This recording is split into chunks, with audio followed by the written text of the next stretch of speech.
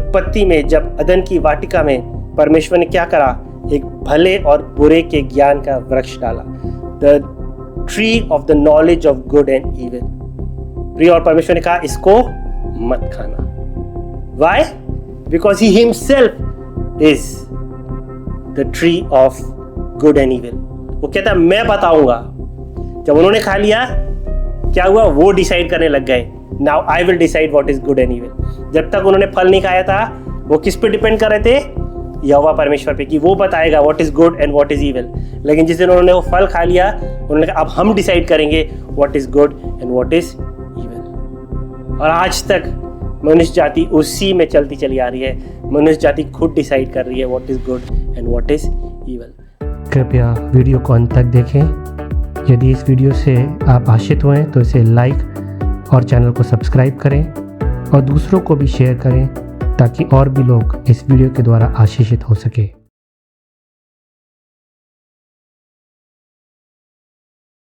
आज हम लोग प्रभु के वचन जो हम सीखने वाले हैं जिस वचन से, वो है यशाया 33 और उसका 22। और यशाया 33 और 22 में प्रभु का वचन ये कहता है, क्योंकि यहोवा हमारा न्यायी, यहोवा हमारा हाकिम, यहोवा हमारा राजा है, वही हमारा उद्धार करेगा। इस वचन को यदि हम ध्यान से देखें तो इस वचन में यहोवा परमेश्वर के तीन नामों के बारे में जिक्र किया जा रहा है कि वो न्यायी परमेश्वर है, वो हाकिम है और वो राजा है। इंग्लिश में it's like he is the जज, वो जज है, he is the law giver and he is the king. और आज जो हम तीन चीज़ों को सीखने वाले हैं परमेश्वर के वचन से, वो है यहोवा परमेश्वर के तीन टाइटल, तीन नाम जो परमेश्वर के हमें इस आयत में मिलते हैं। और जो सबसे पहला नाम है वो है यहवे शोफेतेनु। यहवे शोफेतेनु, इसका क्या मतलब है? इसका मतलब है द लॉर्ड इज आवर जज, वो हमारा न्यायी है। ही इज आवर जज, वो हमारा न्याय करता है। और यदि हम जज की बात करें तो जज के अलग अलग प्रकार के कार्य होते हैं।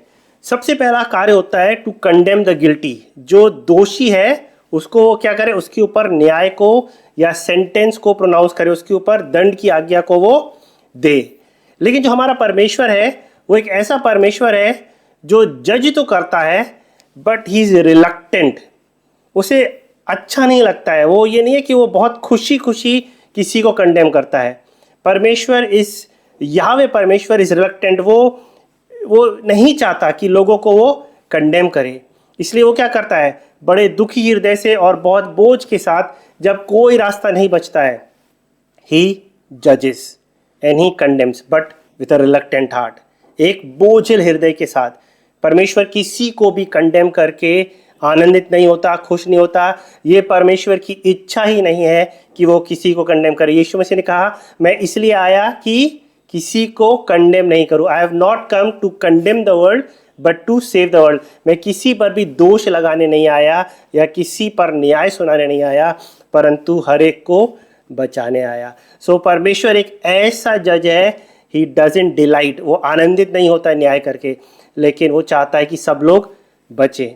इसलिए वो जब वो न्याय करता है तो जब उसके पास कोई और तरीका नहीं बचता है, कोई उसके पास और ऑप्शन नहीं बचता है, ही जजेस रिलक्टेंटली। सेकेंडली, ही जजेस इम्पार्शियली। वो जज तो है लेकिन वो किसी के साथ पार्शियलिटी नहीं दिखाता। प्रियो, संसार में ना हम लोग जब भी लोगों के पास जाते हैं और सोचते हैं कि ये हमारे लिए फेवर करेंगे या हमारे लिए न्याय करेंगे, हम जानते हैं सब बायस्ड है, एवरीबडी इज बायस्ड। कहीं ना कहीं हम किसी न किसी के प्रति किसी न किसी का रुझान है, वो एक तरफ टिल्टेड है। लेकिन हमारा जो परमेश्वर है ना, वो एक अनबायस्ड परमेश्वर है।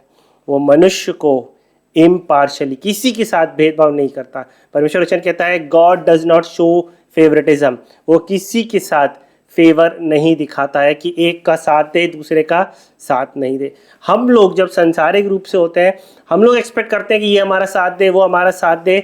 लेकिन जो परमेश्वर है वो पक्षहीन परमेश्वर है, वो किसी का पक्षपात नहीं करता है, वो सबको बराबर से न्याय करता है। And therefore he is a impartial God who जजेस ऑल्सो इम्पार्शियली।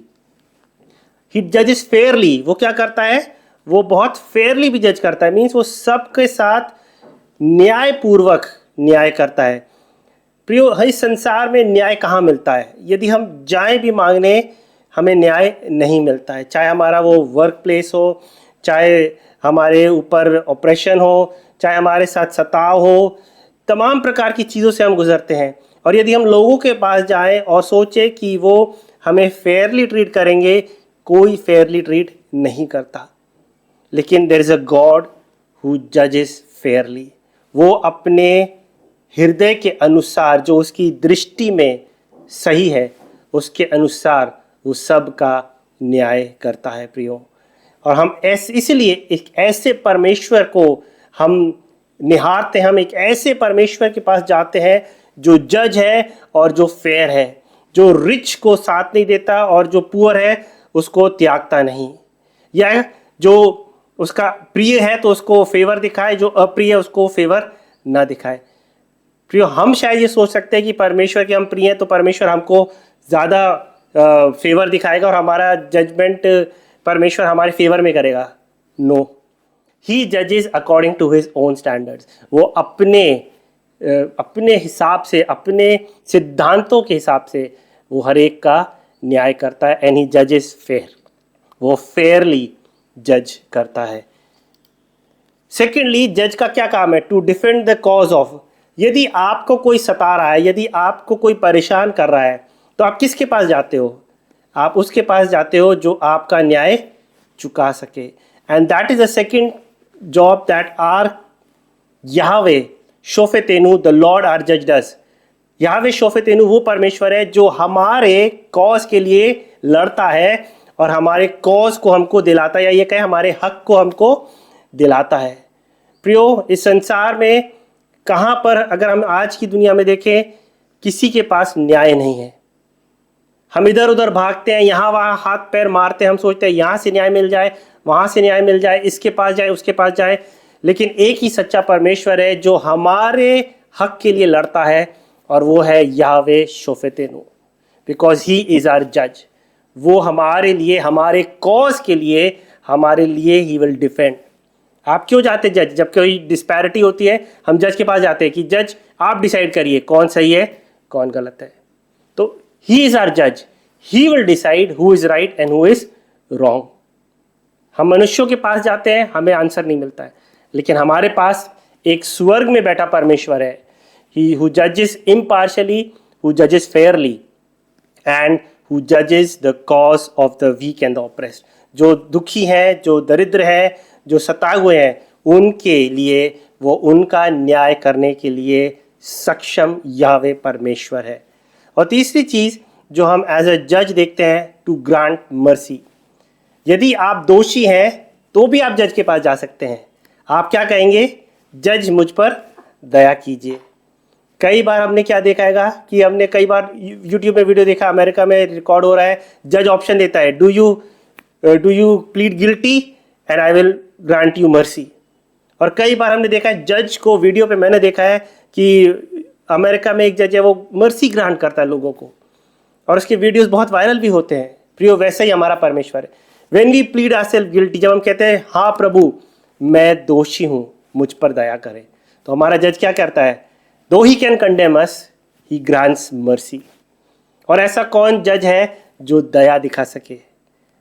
हमारा परमेश्वर यहोवा एक ऐसा परमेश्वर है जो हम पर दया दिखाने की भी योग्यता रखता है। Even though we deserve to be condemn, even though हम पर दंड है, हम न्याय के योग्य है, लेकिन यदि हम उसके पास दया को मांगते हुए जाएं, एंड वी से Lord grant mercy, he is a जज हु हैज द राइट, उसके पास अधिकार है कि वो हम पर दया दिखाए और हमारे सारे अधर्मों को, सारे पापों को क्या कर दे?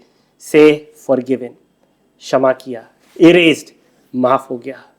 सो हमारे पास एक ऐसा परमेश्वर यहोवा है जो जज तो करता है, जो कंडेम भी करता है, जो डिफेंड भी करता है, लेकिन जो मर्सी को भी हमारे लिए ग्रांट करता है। वो हमें अपनी दया को हमारे ऊपर उंडेलता है और हमें हर एक बातों में निर्दोष और निष्कलंक डिक्लेयर कर दे। So what a wonderful God we have, एक ऐसा अद्भुत न्याय करने वाला परमेश्वर।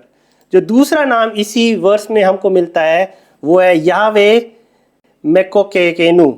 और इसका क्या मतलब है? इसका मतलब है यावे इज द लॉ गिवर, वो व्यवस्था का देने वाला है। यानी इसका क्या मतलब है कि यहोवा परमेश्वर ही है जो सही और गलत के बीच में डिसाइड करता है। प्रियो, हम लोग अपने हिसाब से ना सब कुछ डिसाइड कर लेते हैं। जो हमें ठीक लगता है हम कहते हैं वो ठीक है, और जो दूसरा कह रहा है वो हमेशा हमारे लिए गलत है। क्यों? क्योंकि जो मुझे ठीक लगता है वही सही है और जो दूसरा बोल रहा है वो गलत है। लेकिन हमारा परमेश्वर क्या है? वो एक ऐसा परमेश्वर है, he is the one who decides. मैं और आप डिसाइड नहीं करते हैं कि ये सही है या वो सही है, लेकिन जो लॉ गिवर है ही गिव्स द लॉ। जो व्यवस्था को देने वाला है वो ही डिसाइड करता है कि ये सही है ये गलत है। जब आप लॉ लिखते हो, जब आप एक रूल लिखते हो, आप उस रूल में बताते हो कि this is right and this is wrong. इसीलिए परमेश्वर यहोवा ने इजरायलियों को व्यवस्था दी, उनको बताया कि इस मार्ग पर चलना और इस मार्ग पर नहीं चलना, इस मार्ग पर तुम्हारे लिए ब्लेसिंग्स है और इस मार्ग पर तुम्हारे लिए कर्सेस है। प्रियो, लेट अस नॉट डिसाइड। हम डिसाइड ना करें, ना किसी और के हाथ में छोड़ें कि वो डिसाइड करेगा कि ये सही है ये गलत है, but it is God who decides. वो जो स्वर्ग में बैठा हुआ परमेश्वर है वो डिसाइड करता है कि क्या सही है और क्या गलत है। क्योंकि नीति वचन 16:25 में यो लिखा है, there is a way that appears right to a man but in the end it leads to death. एक मार्ग है जो मनुष्य को क्या दिखता है? सही दिखता है, लेकिन अंत में वो कहाँ की ओर जाता है? उसकी मृत्यु के लिए। प्रियो, हम अपने लिए बहुत से मार्ग निकालते हैं। अब्राहम ने भी एक मार्ग निकाला। जब परमेश्वर ने उससे कहा कि मैं तुझे बढ़ाऊंगा और तेरे वंशज को तारों के समान और बालू के समान करूंगा, उसने कहा परमेश्वर तो कर ही रहा है, let me help him out, चलो हम उसकी मदद कर देते हैं। और उसने अपना एक रास्ता निकाल लिया। और वो रास्ता क्या था? उसने जो हागर थी उसके साथ उसने रात को सोया। क्यों? उसने कहा शायद सारा से नहीं हो सकता, तो लेट मी हेल्प गॉड, चलो मैं परमेश्वर की मदद करता हूँ, मैं एक मार्ग उसके लिए तैयार करता हूँ। तो हम नहीं डिसाइड करेंगे, हम नहीं बताएंगे परमेश्वर की वो कौन सा मार्ग है। परमेश्वर जानता है कि वो मार्ग क्या है और वो हमारे लिए मार्ग निकालेगा। हम ना डिसाइड करें ये रास्ता राइट है या ये रास्ता रॉन्ग है। Let us seek God because he is the law giver.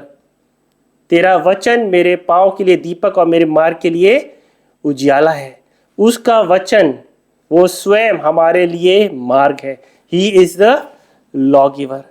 यदि हम उसको सीख करेंगे, यदि हम उसकी इच्छा को अपने जीवन में जानेंगे और उसकी इच्छा के लिए वेट करेंगे, वेरी इंपॉर्टेंट, वेट करना, क्योंकि हम वेट नहीं करते। हम सोचते हैं क्योंकि उत्तर नहीं आ रहा है यानी परमेश्वर हमारे साथ नहीं है। और कई लोग ऐसा भी सोचते हैं क्योंकि परमेश्वर उत्तर नहीं आ रहा तो वो सही है। नहीं प्रियो, there is a time of God. हम वेट करें परमेश्वर के समय का, क्योंकि जब उसका समय आएगा वो अपने न्याय को, अपने लॉ को फुलफिल करेगा।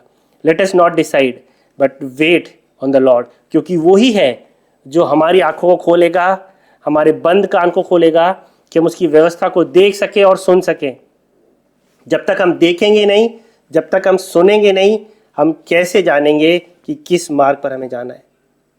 इसलिए हमें अपने लॉ गिवर से बोलना है, प्रभु हमारी आंखों को खोले, हमारे कानों को खोले। इसीलिए यीशु मसीह ने कहा कि ये आंखें होते हुए भी अंधे हैं और सुनते हुए भी ये बहरे हैं। प्रियो, लेट अस अप्रोच आर यावे मेककेनु, लॉर्ड द लॉ गिवर, कि वो हमें रास्ता दिखाए, वो हमें अपना मार्ग दिखाए, वो अपनी व्यवस्था को हमारे जीवन में दिखाए कि हम जान सके कि ये वो मार्ग है जिस पर चलना है और ये वो मार्ग है जिस पर हमको नहीं चलना। Because he is the law giver. वो ही है जो व्यवस्था को देता है, वो ही है जो भले और बुरे की समझ देता है। ना मैं देता हूँ, ना कोई मनुष्य देता है, ना कोई और संसार का ज्ञान देता है, लेकिन सारी समझ भले और बुरे की परमेश्वर यहोवा की ओर से आती है। इसीलिए जब उत्पत्ति में, जब अदन की वाटिका में परमेश्वर ने क्या करा?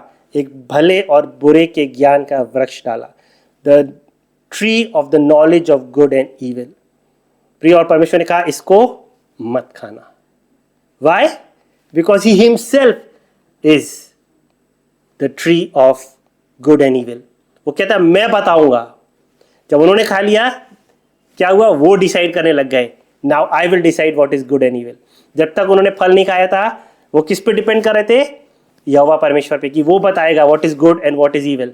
लेकिन जिस दिन उन्होंने वो फल खा लिया उन्होंने कहा अब हम डिसाइड करेंगे what is good and what is evil. और आज तक मनुष्य जाति उसी में चलती चली आ रही है। मनुष्य जाति खुद डिसाइड कर रही है what is good and what is evil. But हमारे लिए कौन है डिसाइड करने वाला? हमारा Jehovah the law giver. He is the one who decides what is good and what is evil. तीसरा नाम जो हम इसी आयत में देखते हैं वो है यावे मलकेनु। और इसका क्या मतलब है? इसका मतलब है the Lord is our king. Jehovah हमारा राजा है और वो एक ऐसा राजा है जो अपने कार्य को वफादारी से निभाता है। और हम राजा के कुछ कामों को आज देखेंगे जो कि वो करता है। सबसे पहला काम जो एक राजा का है वो क्या है?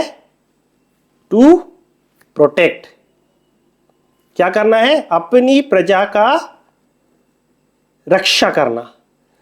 और वो क्या करता है? अपनी प्रजा की रक्षा करता है। किससे? उनके शत्रुओं से। अगर किसी को राज गद्दी दी गई है तो इसलिए दी गई है कि वो अपनी प्रजा की रक्षा करे। इसी प्रकार हमारा परमेश्वर भी है जो अपने लोगों की रक्षा करता है फ्रॉम इट्स एनिमीज। दिखने वाले और ना दिखने वाले दोनों के बीच में परमेश्वर हमारी रक्षा करता है।